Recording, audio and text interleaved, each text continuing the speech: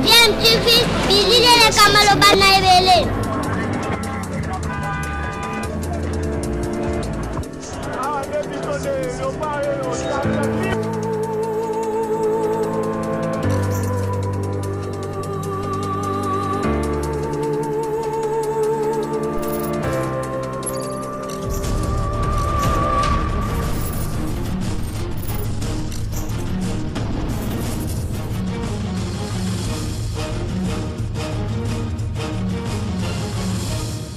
Tu veux toujours un enfant.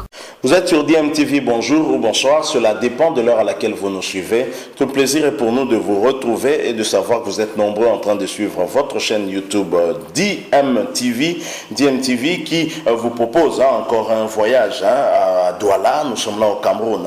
Au Cameroun où se joue le championnat d'Afrique des Nations CHAN 2021. Vous le savez, nous sommes à l'étape des quarts des finales et d'ici quelques heures, la République démocratique du Congo va devoir défier le Cameroun, pays organisateur.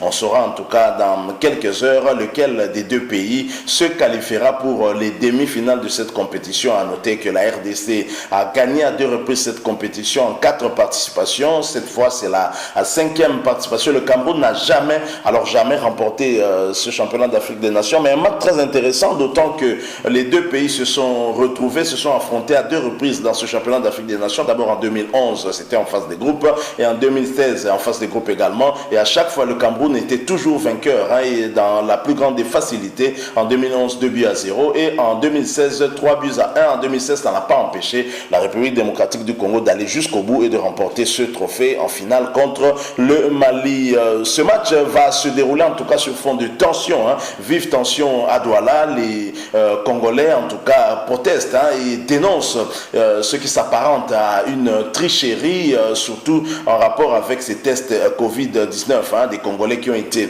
testés positifs depuis le début du tournoi, le pays le plus touché par le Covid, alors que c'est aussi parmi les pays où les mesures barrières sont les plus respectées. Dès le début, les supporters congolais croyaient en tout cas à la thèse du complot, mais ce qui n'a pas été en tout cas le cas des officiels congolais, surtout du médecin de l'équipe nationale qui au contraire trouvait normal tous ces tests-là et en tout cas ne voulait pas confirmer qu'il y avait complot contre la République démocratique du Congo, allant jusqu'à affirmer que d'autres pays également connaissaient la même situation. Mais est-il que pour ce 4e match, il y a eu 13 joueurs qui ont été déclarés positifs à ces tests-là, et cette fois-ci, ça a éveillé les soupçons, en tout cas, les soupçons même de nos dirigeants. La fédération s'en est mêlée, la fédération a protesté, et ainsi une contre-expertise va être faite. Mais je vous propose de suivre un officiel, un membre de la Fédération congolaise de football association. Il s'agit bien de Théobald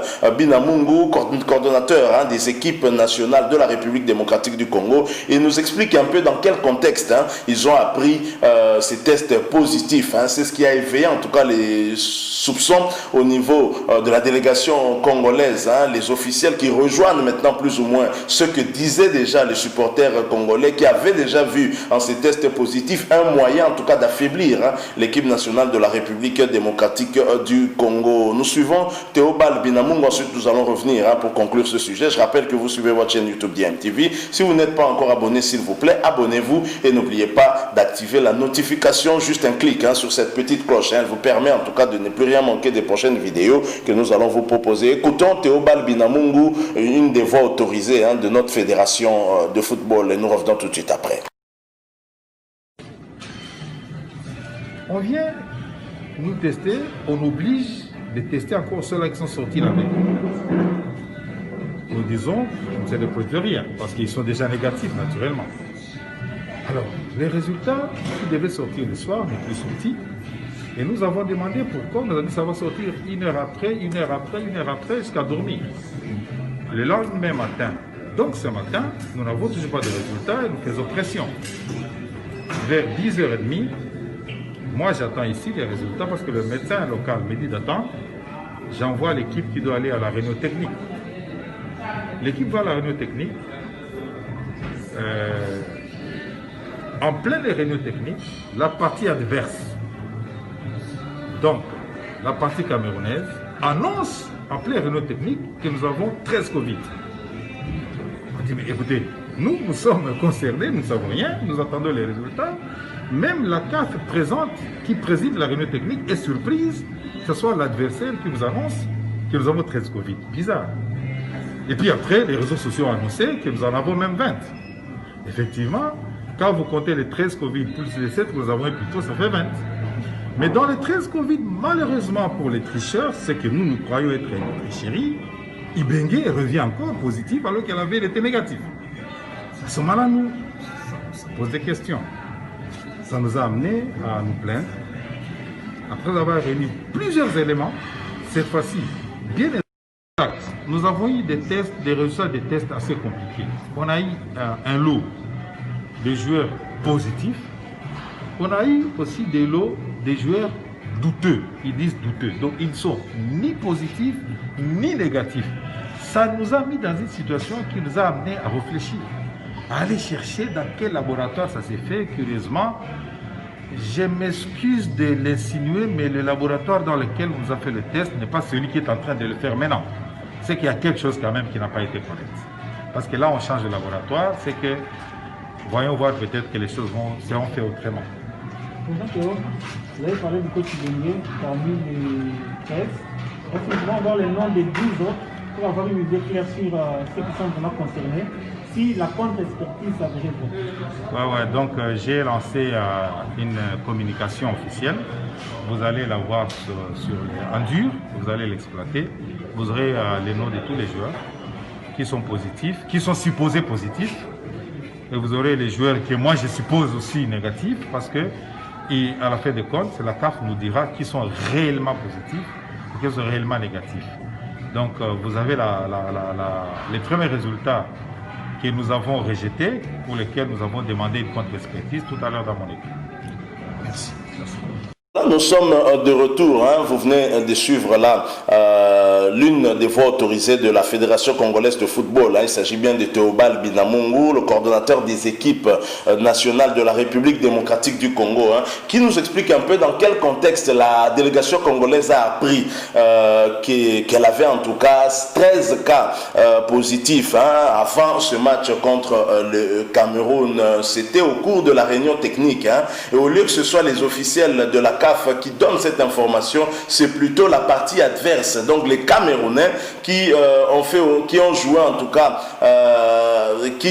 en même temps, hein, ils sont partie prenante à cette compétition, et en même temps c'est eux qui assurent en fait ces tests à Covid-19, et c'est eux qui informent la délégation congolaise que vous avez 13 joueurs qui sont positifs, alors que la CAF, qui est l'organisatrice justement de cette compétition, n'est même pas au courant en ce moment-là. Donc vous imaginez un peu ce que ça a dû faire à notre délégation, hein, de la prendre ainsi, et même à la CAF. Et ce qui a été bizarre, et Théobald Binamungu l'a dit, nous avons le coach Ibenge qui était hier déclaré négatif et qui a retrouvé l'équipe nationale, hein, et les entraînements, qui a retrouvé la tête en tout cas du staff technique. Il est déclaré le lendemain positif encore. Donc ça a éveillé les soupçons, et tout de suite, hein, nous nous posons la question de savoir si dès le départ les résultats n'étaient pas faussés en vue déjà d'affaiblir la République démocratique du Congo. Je vous assure, sachant que le Cameroun se retrouve en groupe A et la République démocratique du Congo en groupe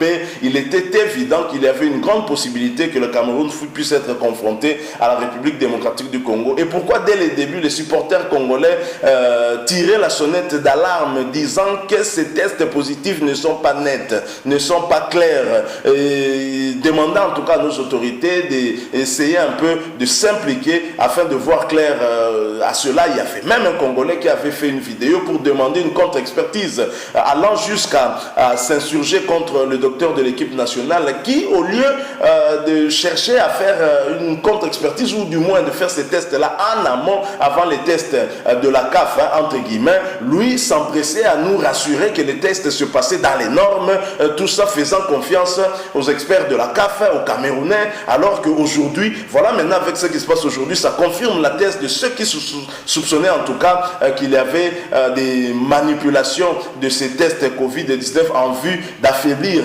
un adversaire sur le terrain. Donc moi, je pense que la responsabilité du docteur de l'équipe nationale est aussi engagée en tout cas dans cette situation, et je crois que la fédération devra tirer toutes les conséquences par rapport à cela. Je ne pense pas que ce docteur mérite d'être à sa place, parce que s'il n'est pas à jour par rapport à cette maladie à Covid-19, il doit chercher à se mettre à jour, ou alors qu'on cherche un médecin qui sera apte à pouvoir faire face à ce type de situation, parce que dès le début, on a tiré la sonnette d'alarme. Même le docteur Mbungu s'est même empressé à humoriser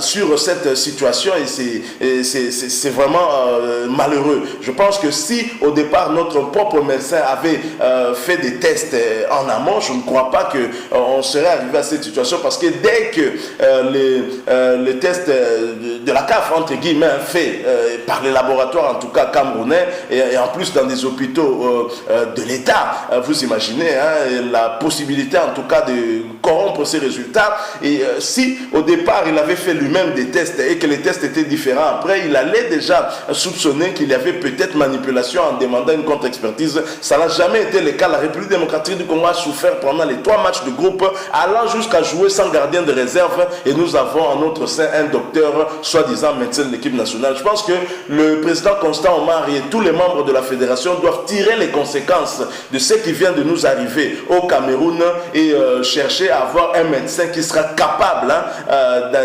d'aider l'équipe nationale plutôt que d'accompagner ceux qui cherchent à nous affaiblir en leur faisant confiance sur base d'une norme que lui-même ne maîtriserait pas. Et ça, c'est très malheureux. Vous avez suivi Théobald Binamungu, son explication, et là il s'avère tout à fait clair, et on le soupçonnait, on le savait, que durant les matchs des groupes, on a fait tout pour écarter certains joueurs. Issama Mpeko, qui est également l'arrière droit titulaire de l'équipe nationale ne va peut-être pas jouer cette compétition jusqu'à la fin. On l'a empêché de jouer, y compris d'autres joueurs, et on a trouvé ça normal.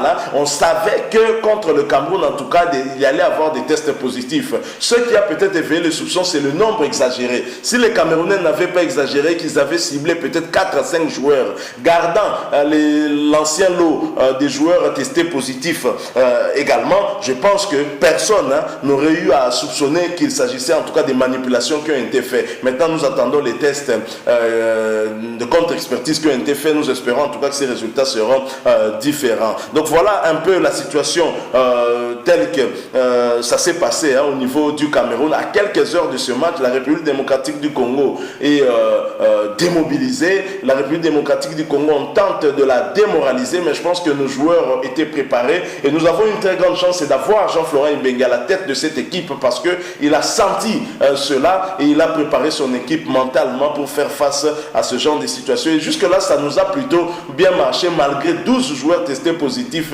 Ceux qui sont restés en tout cas avaient défendu les couleurs de la République démocratique du Congo sans problème, et nous sommes même sortis première de notre groupe pour la première fois, pour la toute première fois depuis que ce championnat d'Afrique des Nations a commencé. La République démocratique du Congo n'a perdu aucun match en phase de groupe. Merci à vous qui nous avez suivis. Nous espérons que vous avez aimé. Et si c'est le cas, laissez-nous un like, laissez-nous aussi un commentaire avec votre point de vue, pourquoi pas votre pronostic. Abonnez-vous aussi à cette chaîne DMTV. N'oubliez pas d'activer la notification, juste un clic sur cette petite cloche. Elle vous permettra de ne plus rien manquer des prochaines vidéos que nous allons vous proposer. Merci encore une fois à vous. Nous espérons vous retrouver très prochainement avec un autre sujet d'actualité. En attendant, portez-vous bien. DMTV vous dit au revoir.